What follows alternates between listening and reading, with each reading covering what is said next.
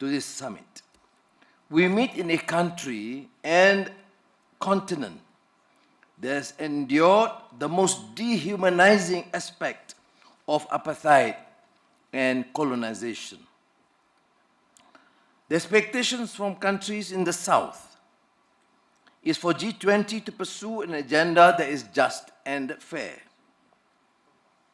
to be unequivocal on our resolve to end the atrocities and colonization in Gaza, and the civil strife in the Sudan, and achieve an amicable resolution to the war in Ukraine. Malaysia has worked with our Asian neighbors in particular to manage political conflicts, tariff shocks, supply chain pressures, and rapid technological change. We have found that when policies are aligned and rules are predictable, shocks pass through with less damage. The lesson is clear. Resilience comes from common preparedness, not isolation.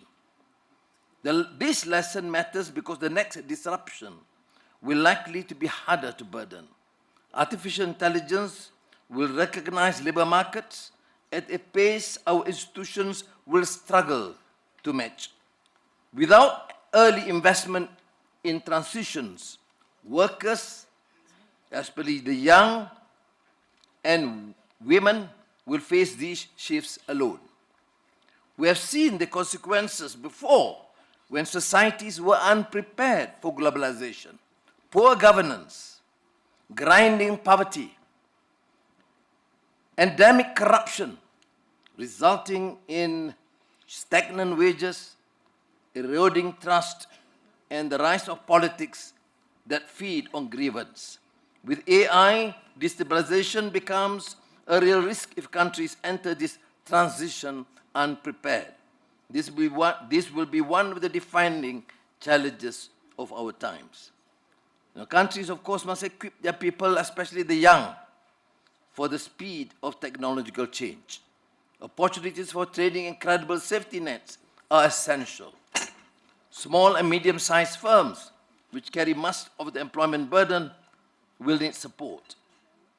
Global resilience cannot be built on fiscal exhaustion.